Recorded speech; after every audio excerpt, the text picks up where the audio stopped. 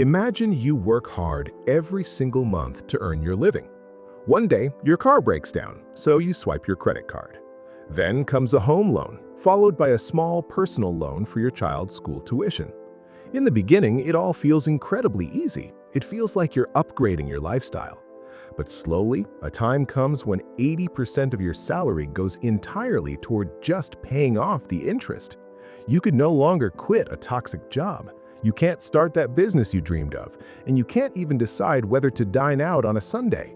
Your life choices are no longer yours. Your bank is making them for you. When this happens to an individual, we call it a debt trap.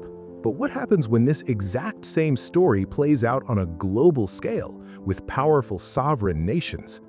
Today, we aren't talking about ancient history. We are talking about a modern reality that has quietly begun to control entire countries. Today, we will explore how debt, without a single soldier, without a single weapon, and without a single war, can completely swallow a nation's freedom. History proves that every great crisis begins with a beautiful illusion. When a nation or an individual starts borrowing money, they get addicted to the high of free money.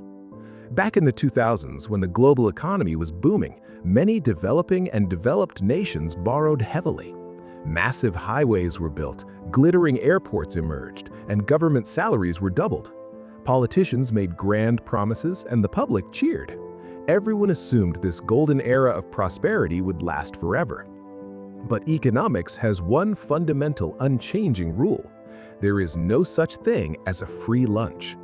When you spend more than you earn, you're essentially spending tomorrow's generation's income today.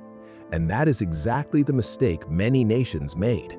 They never stopped to ask, what happens if a global recession hits? What happens if interest rates spike? How will we ever repay this mountain of debt? Now the plot twists. What has the world witnessed over the last few years? A global pandemic, followed by major geopolitical conflicts in Ukraine and the Middle East, leading to sudden runaway global inflation. When inflation rises, central banks around the world, like the US Federal Reserve, hike interest rates to control it. And right there, the trap snaps shut. As interest rates soar, the debt that seemed cheap and manageable yesterday suddenly becomes financial poison. For countries with fragile economies, their currencies began to crash. The line of vulnerable nations grew longer, from Sri Lanka and Pakistan to Argentina and various African economies. When a country runs out of foreign reserves to import basic necessities like crude oil, life-saving medicines, and food, it has no choice but to run to the IMF or major global lenders for a bailout. But remember, when you're drowning and someone comes to rescue you, they come entirely on their terms.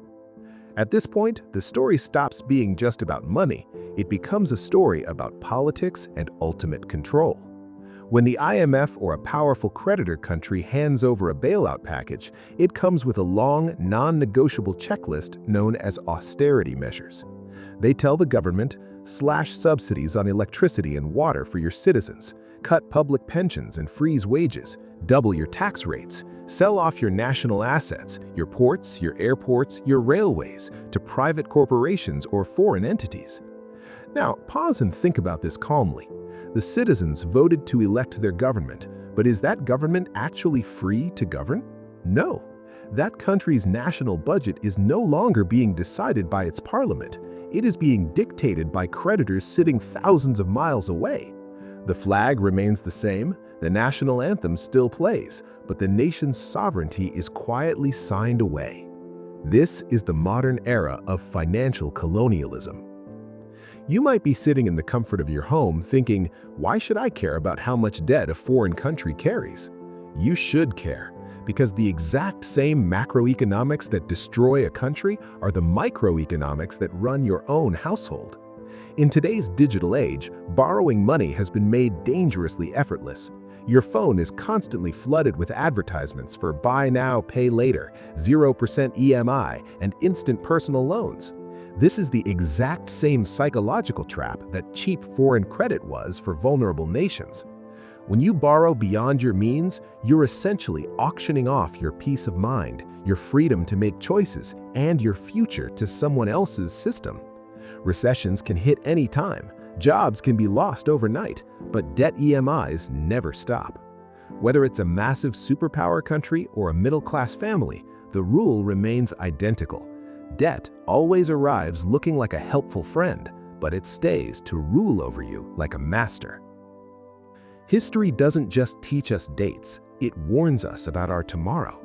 History proves that any country or individual who fails to live within their means is bound to collapse.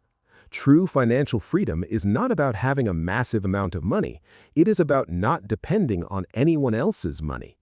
The next time you consider taking on unnecessary debt, or the next time you see a government handing out unsustainable freebies for votes, stop for a second and think, is the price we are paying higher than our actual freedom?